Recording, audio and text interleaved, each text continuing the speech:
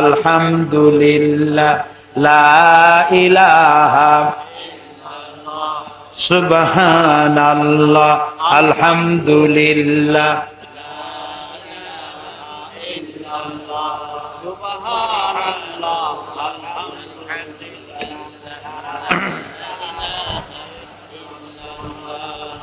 প্রিয় ভাই সব,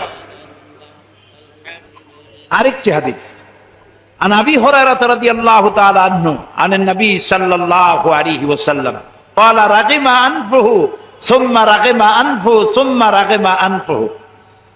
রাসূলুল্লাহ বলছেন, হযরত আবু হুরায়রা হাদিসটি বর্ণনা করছেন, রাসূলুল্লাহ বলছেন, সেই ব্যক্তি অপমানিত হোক, সেই ব্যক্তি অপমানিত হোক, সেই ব্যক্তি অপমানিত হোক। কিলা মান ইয়া রাসূলুল্লাহ, তারা প্রশ্ন করলেন, হে রাসূল আপনি কার সম্পর্কে বলছেন? রাসূলুল্লাহ বলছেন, মান আদরাকা ওয়ালিদাইহি ইনদাল কিবারে আও আহাদুহুমা সুম্মা লাম ইয়াদখুলিল জান্নাহ। আল্লাহর নবী বলেন, আমি ওই সব লোকদের কথা বলি যারা পিতামাতা দুইজন অথবা দুইজনের একজনকে নিজের জীবদ্দশায় পেল আর তাদের খেদমত করে নিজের জন্য জাহান্নাম হারাম করতে পারলো না, তার মতো হতভাগ্য পৃথিবীতে আর কেউ নাই। নিজের জন্য জান্নাত ওয়াজিব করতে পারলো না আর জাহান্নাম হারাম করতে পারলো না, ওর মতো হতভাগ্য আর কেউ নাই। হযরতে আবু দাউদের এক হাদিসে এসেছে, আব্দুল্লাহ ইবনে আমর রাদিয়াল্লাহু তাআলা আনহুমা বলছেন, রাসূলের কাছে এক যুবক এসে বললেন, ইয়া রাসূলুল্লাহ আমি আমার মায়ের বিরুদ্ধে আপনার কাছে অভিযোগ জানাতে এসেছি। কি অভিযোগ? কয় যে আমার মায়ের মেজাজ খুব খারাপ। রাসূলুল্লাহ বললেন, তোমার মা যখন তোমার পেটে নিয়ে 8 মাস 10 মাস ঘোরাঘুরি করছে তখন তো তার মেজাজ খারাপ ছিল না। সাহাবী বলছেন, হে রাসূল আমি সত্যি বলছি আমার মায়ের মেজাজ দারুণ খারাপ। রাসূলুল্লাহ বললেন, তোমার মা যখন রাতের পর রাত জাগতো এবং তোমাকে দুধ পান করাতো তখন তো তার মেজাজ খারাপ ছিল না। সাহাবী বলছেন, হে রাসূল আমি আমার মায়ের সে দুধের হক আদায় করে দিছি। কিভাবে? তো তিনি বললেন যে আমি আমার মাকে ঘাড়ে করে হজ করেছি, বুড়ি মানুষ ঘাড়ে করে হজ করেছি, তাওয়াফ করেছি, মিনা মুজদালিফা করেছি, সব করেছি। আমি আমার মায়ের দুধের হক আদায় করে দিয়েছি। প্রিয় নবী সাল্লাল্লাহু আলাইহি সাল্লাম বলছেন, তুমি কি তোমার মায়ের সেই কষ্টের বদলা দিতে পারো যা তুমি তোমার মা তোমাকে ভূমিষ্ঠ করার সময়, প্রসব করার সময় তোমার মা যে কষ্ট করেছিল তুমি কি সারা জীবনেও সেইটার প্রতিদান দিতে পারবে? সুবহানাল্লাহ। এই জন্য মা বাপের প্রতি ইহসান করতে হবে, তাদেরকে ভালোবাসতে হবে। তবে এরকম বহু লোক আছে আমাদের মধ্যে যে মা বাপকে খারাপ ব্যবহার করেছে, ইতিমধ্যে মা বাপ মারা গেছে। হইতে পারে এরকম লোক মাহফিলের মধ্যে আছে, মা বাপ মারা গেছে, এখন আজকেই ওয়াজ শুনলো, মা বাপের জন্য খেদমত করা ছিল ফরজ, এই দায়িত্ব তো পালন করতে পারিনি, এখন কি হবে? রাসূলুল্লাহ বলছেন, মাতা পিতার মৃত্যুর পরে সন্তানের 4টি হক আছে। কয়টি হক? মুখস্থ করেন, কয়টি হক? মা বাপ মরে যাওয়ার পর সন্তানের উপরে 4টি হক। একটা হলো হেসার আদ-দুআউ লাহুমা, মা বাবার জন্য দোয়া করা, ওয়াল ইস্তিগফারু লাহুমা, এবং তাদের জন্য আল্লাহর কাছে ক্ষমা চাওয়া, ওয়া ইনফাদু আহদিহিমা, এবং তাদের ওয়াদাকে পূরণ করে দেওয়া, ওয়া ইকরামু সাদিকিহিমা, আর তাদের বন্ধু বান্ধবের সাথে সদ্ব্যবহার করা। মা বাপের বন্ধু বান্ধবী যারা আছে তাদের সাথে সদ্ব্যবহার করা। এখন এই অবস্থা যদি কেউ করতে পারে, তাদের জন্য দোয়া করা, তো আল্লাহ রাব্বুল আলামিন তাদেরকে মেহেরবানি করবেন এবং তাদেরকে গুনাহ খাতা আল্লাহ তাআলা মাফ করে দিবেন। এখন মাতা পিতা যদি অমুসলিম হয় তাহলে কি হবে সেই কথাটা সামনের আয়াতে আসতেছে।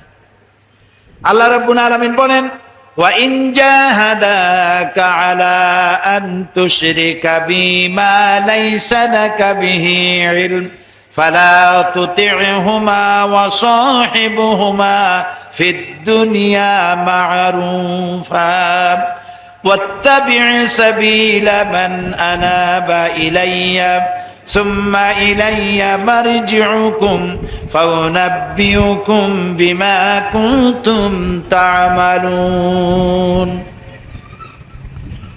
ওয়াইন জাহাদাকা, আর যদি তোমাদের পিতামাতা তোমাদের উপরে চাপ সৃষ্টি করে আল্লাহর সাথে শরীক করার জন্য এমন জিনিস যা তুমি জানো না, ফালা তুতি'হুমা, তাহলে ওই মাতা পিতার ওই কথা মানা যাবে না। মাতা পিতার সব হুকুম মানা যাবে, কিন্তু এমন কোন হুকুম মানা যাবে না যে হুকুম মানতে গেলে আল্লাহর সাথে নাফরমানি হয়। এই আয়াতটি নাজিলের একটা প্রেক্ষাপট আছে। হযরতে আবু আইয়ুব রাদিয়াল্লাহু তাআলা আনহু, তিনি যখন ইসলাম কবুল করেছিলেন তখন অমুসলিম পিতামাতার প্রতি আচরণের কথা তার কাছে আসলো। অর্থাৎ তিনি ইসলাম কবুল করার পর তার মা তাকে জিজ্ঞেস করলেন যে তোমার ইসলামে তো আছে মা বাবার কথা শুনতে হবে, তুমি ইসলাম কবুল করেছো এটা আমার সহ্যের বাইরে, তুমি ইসলাম পরিত্যাগ করো, না করা পর্যন্ত আমি ভাত পানি কিছু গ্রহণ করব না। বিপদ হয়ে গেল না? তখন এই সাহাবী গিয়ে রাসূল করিম সাল্লাল্লাহু আলাইহি সাল্লামের কাছে গিয়ে নালিশ করলেন, ফরিয়াদ করলেন, হে রাসূল আমি এখন কি করব? আমার মা খাওয়া দাওয়া বাদ দিয়ে দিয়েছে, আমাকে ইসলাম পরিত্যাগ করার জন্য বলছে।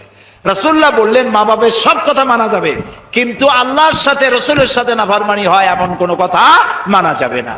তবে পিতামাতা যদি কাফের হয়, মুশরিক হয়, তাদের প্রতি সদ্ব্যবহার করতে হবে আর তাদের জন্য আল্লাহর কাছে দোয়া করতে হবে। হযরতে আবু হুরায়রা রাদিয়াল্লাহু তাআলা আনহু, তিনি ইসলাম কবুল করার পর তার মা ইসলাম কবুল করেনি। একদিন হযরতে আবু হুরায়রা রাসূলুল্লাহর দরবারে এসে রাতের বেলায় কাঁদতেছিলেন। আল্লাহর নবী প্রশ্ন করলেন, আবু হুরায়রা কাঁদো কেন? হযরত আবু হুরায়রা বলেন, ইয়া রাসূলুল্লাহ, হে মা আমাকে মেরেছেন। তিনি প্রশ্ন করলেন, মা মারলো কেন? বেয়াদবি করেছো নাকি? হযরত আবু হুরায়রা বলেন, না, কোনো বেয়াদবি করি নাই।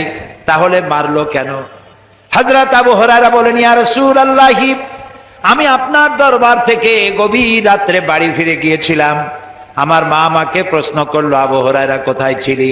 আমি বললাম, আমার মা এই পৃথিবী যার পায়ের উপরে চুমা খাইতে পারলে ধন্য হয়ে যায়, আমি সেই রাসূলের কাছ থেকে এসেছি।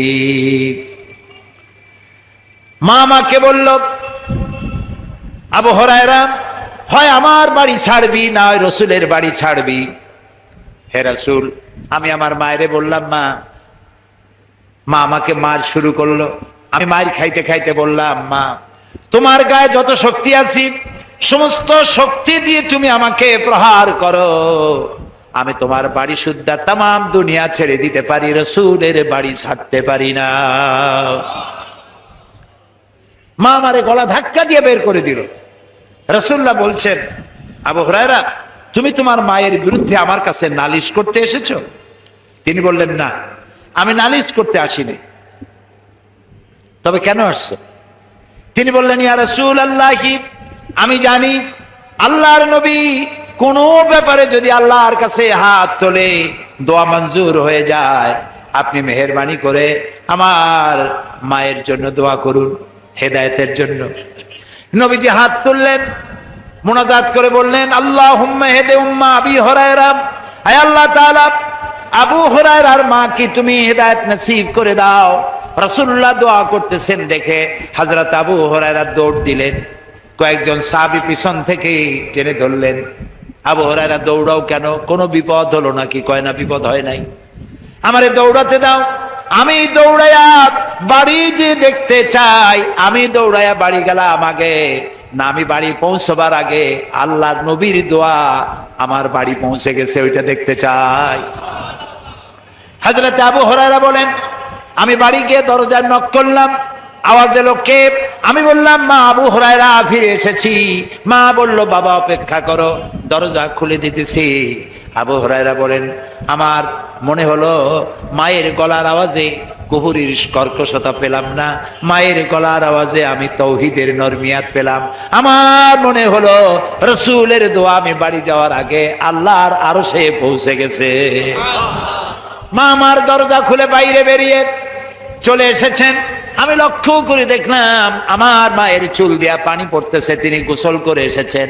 মা বলছে, বাবারে তোমাকে মারিয়া আমি বড় দুশ্চিন্তায় পড়ে গেছি, অনুশোচনা করেছি। আরে আবু হুরায়রা তো কোনো খারাপ জায়গায় যায় নাই, এমন একটি মানুষের কাছে গেছে যার চাইতে ভালো মানুষ আকাশের নিচে জমিনের উপরে নাই, আমি মারলাম কেন? আমি অনুতপ্ত হয়েছি। বাবা আবু হুরায়রা, আমি গোসল করে এসেছি, আমাকে তাড়াতাড়ি করে নিয়ে চলো, বিশ্ব নবীর দরবারে নিয়ে যাও। হযরত আবু হুরায়রা তার মাকে নিয়ে রাসূলের দরবারে হাজির হয়ে গেলেন। রাসূলুল্লাহ হযরত আবু হুরায়রার ফরিয়াদ শুনে বললেন, বুড়ি পড়ো লা ইলাহা ইল্লাল্লাহু মুহাম্মাদুর রাসূলুল্লাহ।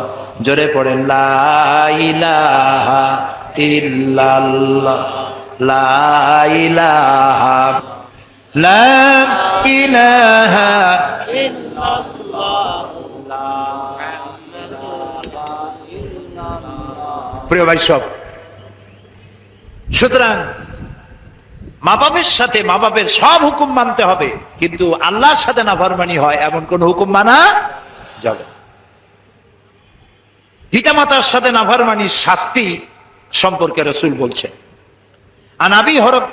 আন আবি বকর রাদিয়াল্লাহু তাআলা আনহু আন নবী সাল্লাল্লাহু আলাইহি ওয়াসাল্লাম, কুল্লু যুনুবি ইউআখিরুল্লাহু মিনহা মা শা ইলা ইয়াউমিল কিয়ামা। হযরত আবু বকর রাদিয়াল্লাহু তাআলা বলেছেন, নবী করিম সাল্লাল্লাহু আলাইহি ওয়াসাল্লাম বলেছেন যে কোন কোন গুনাহ আল্লাহ যদি ইচ্ছে করেন তার শাস্তি কিয়ামতে দেবেন। শাস্তি কোথায় দেবেন? কিয়ামত পর্যন্ত আল্লাহ অপেক্ষা করবেন, পাপের শাস্তি এখানে দেবেন না। কিন্তু ইল্লা উকুকুল ওয়ালিদাইন ফাইন্নাল্লাহা ইউআযু বিসাহিবিহি ফিল হায়াতি ক্বাবলাল মামাত। কিন্তু মা বাপের সাথে যদি কেউ নাফরমানি করে কিয়ামতে শাস্তি তো হবেই, দুনিয়ায় মরার আগে মা বাপের সাথে নাফরমানি কারী সন্তানকে আল্লাহ দুনিয়ায় শাস্তি দেবেন দেবেন দেবেন। নাউযুবিল্লাহ, বলেন নাউযুবিল্লাহ। আল্লাহ যেন আমাদেরকে মাফ করেন, আমরা বলি আমিন। এই জন্য পিতামাতার প্রতি দোয়া করতে হবে, তাদের জন্য দোয়া করতে হবে। 100% দোয়া কবুল যাদের, সেই পিতামাতাকে মহব্বত করুন, ভালোবাসুন, শ্রদ্ধা করুন, সম্মান করুন। আল্লাহ পাক আমাদের প্রতি রহম করবেন, বলেন আমিন। প্রিয় ভাই সব, মা বাপের আনুগত্য যারা করে, হাদিস শোনেন, হাদিস, সুবহানাল্লাহ বলেন। মা বাপের আনুগত্য যারা করে তাদের সম্পর্কে রাসূলুল্লাহ বলছেন, আন ইবনে আব্বাস রাদিয়াল্লাহু তাআলা আনহুমা قال قال رسول الله صلى الله عليه وسلم من اصبح مطيعا لله في والديه, যে ব্যক্তি মাতা পিতার সম্পর্কিত আল্লাহর নাজিলকৃত হেদায়েত মানা অবস্থায় সকাল করলো, আসবাহা লাহু বাবানে মাফতুহানে মিনাল জান্নাহ, ওই সন্তানের জন্য সকাল বেলায় আল্লাহর জান্নাতের দুইটা দরজা খোলা হয়ে যায়। ওয়ামান আসবাহা আসিয়ান লিল্লাহি ফি ওয়ালিদাইহি আসবাহা লাহু বাবানে মাফতুহানে মিনান নার, আর যদি কোনো সন্তান আল্লাহর সাথে নাফরমানি করলো, মা বাপের সাথে নাফরমানি করে সকাল করলো, তার জন্য জাহান্নামের দুইটা দরজা খোলা হয়ে যায়। আর রাসূলুল্লাহ বলছেন, যদি মা বাপের মধ্যে একজন বেঁচে থাকে আর তার আনুগত্য করে সকাল করে, তার জন্য একটা জান্নাতের দরজা খুলবে। আর যদি নাফরমানি করে বেঁচে থাকে যদি মা বাপের একজন, জান্নাত জাহান্নামের একটা দরজা খোলা হয়ে যাবে। বলি নাউযুবিল্লাহ। আল্লাহর নবী বলেন, মা মিন ওয়ালাদিন বারিন ইয়ানজুরু ইলা ওয়ালিদাইহি নাযরাতা রাহমাতিন ইল্লা কাতাবাল্লাহু বিকুল্লি নাযরাতিন হিজ্জাতান। আল্লাহ তাআলা বলেন হিজ্জাতাম মাবরুরাতান। আল্লাহর নবী বলেন, যদি কোনো সন্তান, কোন সুসন্তান তার পিতা মাতার প্রতি মহব্বতের নজরে, ভক্তির নজরে যদি একবার তাকায়, আল্লাহর নবী বলেন ওই সন্তানের আমল নামায় একটা কবুল নফল হজের সব লেখা যাবে। অন্তত 50,000 টাকা খরচ করে উমরা করতে যাবেন, নফল হজ করতে, 50,000 টাকার একটা নফল হজ আদায় করলে যে সব হবে, মা বাপের দিকে ভক্তির নজরে একবার তাকালে সেই সব হবে। একজন সাহাবী প্রশ্ন করলেন, ইয়া রাসূলুল্লাহ, কোন সন্তান যদি মা বাপের দিকে দৈনিক 100 বার তাকায় তো কি হবে? আল্লাহর নবী বলেন, আল্লাহর নিয়ামতের ভান্ডারে কোনো অভাব নাই। কোন সন্তান যদি মা বাপের দিকে 100 বার তাকায় ভক্তির নজরে, ভালোবাসার নজরে, আল্লাহ তাআলা ওই বান্দার আমল নামায় 100টা কবুল নফল হজের সব লিখে দিবে। পিতামাতার সাথে নাফরমানি করবেন না। বহু মানুষ আছে পীর সাহেব দেখলে অস্থির হয়ে যায়, বড় বড় বেদানা, আঙ্গুর, কমলা সব নিয়ে হাজির করে দেয়। আমার কোনো আপত্তি নেই, আপনি দেন, আপনার পীর সাহেবকে দিবেনই তো। কিন্তু আপনার পীরের চাইতে দোয়া কবুল যে আপনার মায়ের বেশি হবে, এটা কি আপনি জানেন? এটা কি জানেন? আপনার যত বড় পীর সাহেব হোক, যত বড় মাওলানা সাহেব হোক, তার দোয়া আল্লাহর দরবারে কবুল হতেও পারে, নাও হতে পারে। রাসূলুল্লাহ বলেছেন 3 জনের দোয়া আল্লাহর দরবারে কবুল হয়ে যাবে, 100% গ্যারান্টি। মাজলুম যদি দোয়া করে দোয়া মঞ্জুর হবে, মুসাফির যদি দোয়া করে দোয়া মঞ্জুর হবে, আর মা বাপ যদি সন্তানের জন্য দোয়া করে, আল্লাহর নবী বলেন দোয়া মঞ্জুর হয়ে যাবে। সব কমলা আর বেদানা নিয়ে পীর সাহেবরে খাওয়াইলেন, নিজের হাতে বেদানা ভাঙ্গা মায়ের মুখে তুলে দেন, আল্লাহর আরশ খুশি হয়ে যাবে।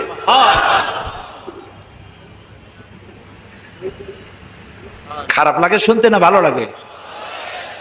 কপাল ভালো হোক সেই কথা আমরা বলতে চাই কোরআন আর হাদিস দিয়ে। আমরা আমাদের কিসমত খারাপ করে ফেলাইছি, যেখানে দোয়া কবুল হওয়ার 100% গ্যারান্টি, সেখানে যাই না। আর পিসাবের দাওয়াত করিয়া পোলাও, কোরমা, কালিয়া কোপ্তা, ফিরনি, জর্দা, গাপ, চালটা জম্বের খাওয়া। আর মা বুড়া হয়ে গেছে, বাপ বুড়া হয়ে গেছে, একটু খাওয়াইতে পারেন না যত্ন করিয়া? বরং বলে বাপ বুড়া হয়ে গেছে, মা বুড়ি হয়ে গেছে, আগের মতো রোজগার করতে পারে না, মায় আগের মতো কাম করতে পারে না, বাপে আগের মতো রোজগার করতে পারে না। কয় বুড়া মরে না কে, বুড়ি মরে না কে? বড় কথা মতো মায়ের সাথে মুখ কালো করে থাকে, মায়ের সাথে ঝগড়া করে, কুলাঙ্গার সন্তান।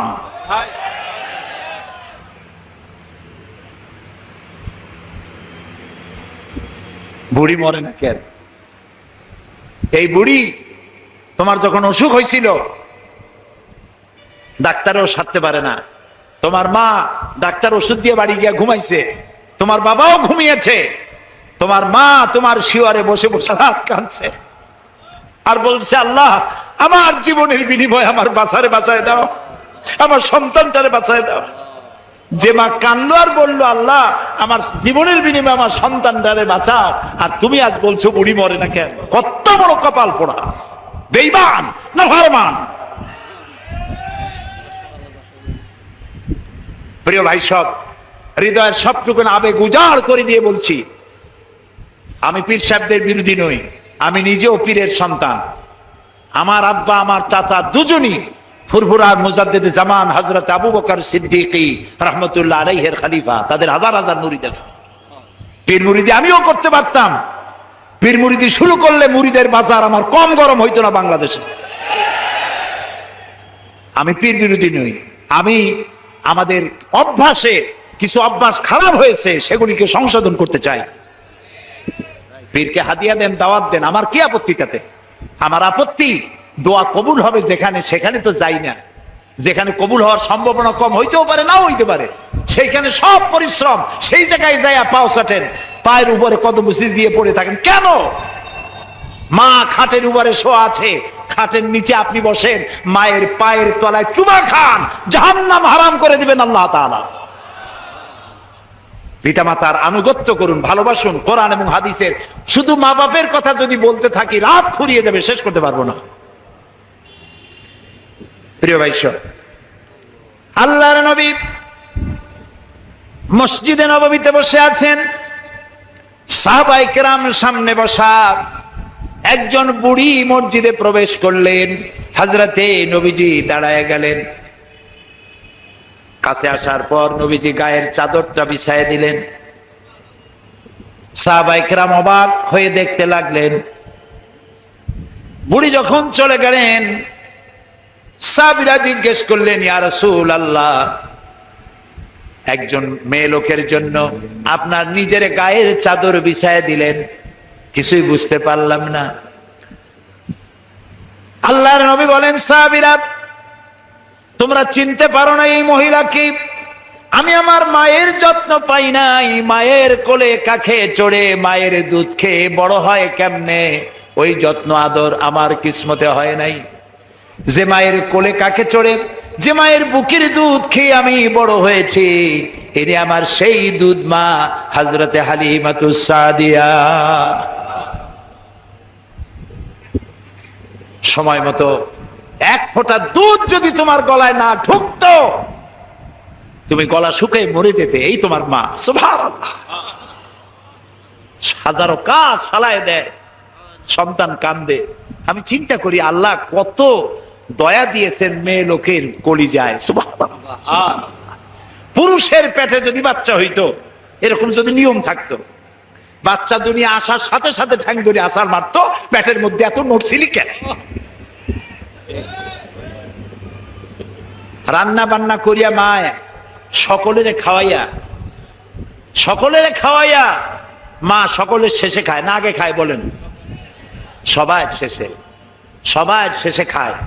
তারপরে বাচ্চা কাঁদতেছে, বাচ্চাটারে কোলে নিয়ে খাইতে বসছে, ক্ষুধার্ত পেট, কোলের মধ্যে পায়খানা করে দিয়েছে বাচ্চা।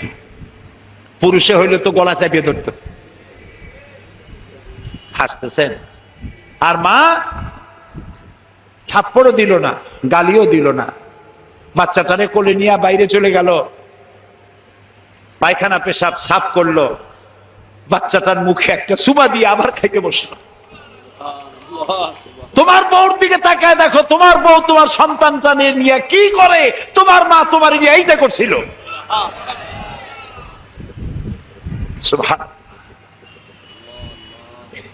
মোনাজাতের পরে আজান হবে, বা জামাত এশার নামাজ পড়ে যাবেন। আল্লাহুম্মা আমিন। রব্বানা যালামনা আনফুসানা ওয়া ইন লাম তাগফির লানা ওয়া তারহামনা লানাকুনান্না মিনাল খাসিরিন। হায় আল্লাহ তাআলা, হাজার হাজার মুসলমান নরনারী পল্টনের ময়দানে কোরআনে কারীমের কথা শুনে তোমার দরবারে হাত তুলেছি। মেহেরবানি করে জিন্দেগীর সমস্ত গুনাহ খাতা আমাদের মাফ করে দাও রব্বুল আলামিন। আমাদের মধ্য থেকে আমাদের মা বাপ যাদের দুনিয়া থেকে বিদায় হয়ে গেছে, কবরগুলিকে জান্নাতের টুকরায় পরিণত করে দাও। রব্বির হামহুমা কামা রব্বায়ানি সগীরা। সবাই পড়েন, রব্বির হামহুমা কামা রব্বায়ানি সগীরা। হায় আল্লাহ তাআলা, তাম পৃথিবীতে মুসলমানেরা আজ বড়ই বিপদে আছে। আল্লাহ তুমি দয়া করে বিপদগ্রস্ত মুসলমানদেরকে সাহায্য করো রব্বুল আলামিন। হায় আল্লাহ তাআলা, আমাদের প্রিয় জন্মভূমি বাংলাদেশের উপরে রহমত নাজিল করো। এই কোরআনে কারীমের মাহফিলকে আগামী আরো 2 দিন চলবে। আল্লাহ তুমি দয়া করে তোমার আপন কুদরতে মাহফিল পরিচালিত করে দিও। আল্লাহ তাআলা, তোমার বান্দারা তাদের বন্ধু বান্ধব নিয়ে প্রতিদিন হাজির হতে পারে, কোরআন শুনতে পারে, আমল করতে পারে, তৌফিক দান করে দিও। হায় আল্লাহ তাআলা, কোরআন শরীফের মাহফিলে যারা আসেন, এদের কাউকেই পথ খরচা দিয়ে আনা হয় না, খাইতেও দেওয়া হয় না, তোমার কোরআন শুনতে আসে। আল্লাহ, এই কোরআন পাগল মুসলমানদেরকে কোরআন বোঝার তৌফিক দান করে দাও, কোরআন আমল করার তৌফিক দান করে দাও। আল্লাহ তাআলা, ইসলামী পাঠাগার 28টি বছর ধরে কোরআনের এই খেদমত করছে তোমার দয়ায়। আল্লাহ তাআলা, তোমার বান্দাদের বসার জন্য বিশাল আয়োজন তারা করে। আল্লাহ তাআলা, তারা যেন ঋণগ্রস্ত হয়ে না থাকে, প্রতিদিন তোমার বান্দাদেরকে এদেরকে সাহায্য করার তৌফিক মন তুমি তৈরি করে দিও। আল্লাহ তাআলা, ইসলামী পাঠাগার ডেকোরেটরদের কাছে, মাইকের কাছে, লাইটের কাছে, প্রচার বিভাগের কাছে কোন রকম ঋণগ্রস্ত না থাকে, তোমার বান্দা বান্দিরা প্রয়োজন মাফিক পয়সা করি দিতে পারে, তৌফিক সকলকে দান করে দিন আল্লাহ তাআলা। এই মাহফিল উপলক্ষে শত শত বুক স্টল এখানে এসেছে, যারা ইসলামের বই বিক্রি করে, কোরআন হাদিস ইসলামের বই, যেগুলি পড়লে পরে ইমান তাজা হয়। নোবেল, নাটক, উপন্যাস পড়লে পরে আর যাই হোক ইমান তৈরি হয় না, চরিত্র তৈরি হয় না। আল্লাহ তাআলা ইমান এবং চরিত্র তৈরি করার জন্য, জাহান্নাম থেকে বাঁচার জন্য, জান্নাতে যাওয়ার জন্য এইসব বইপত্র খরিদ করার তৌফিকও এই শ্রোতা বর্গকে আল্লাহ তুমি দয়া করে দান করে দিও রব্বুল আলামিন। আমাদের যার যে অসুখ বিসুখ আছে আল্লাহ তুমি মাফ করে দিও, আমাদের উপরে তোমার খাস রহমত আল্লাহ আমরা কামনা করছি। আল্লাহ তাআলা হসপিটালে আমাদের অনেক রোগী আছে, তুমি জানো আল্লাহ তাআলা তুমি দয়া করে হসপিটালে যারা রোগী আছে রোগীদেরকে শেফায়ে আজেলা, শেফায়ে কামেলা দান করে দিও। ربنا تقبل منا إنك أنت السميع العليم وتب علينا إنك أنت التواب الرحيم سبحان ربك رب العزة عما يصفون وسلام على المرسلين والحمد لله رب العالمين واجعل آخر كلامنا عند الموت لا إله إلا الله মুহাম্মাদুর রাসূলুল্লাহ। আসসালামু আলাইকুম।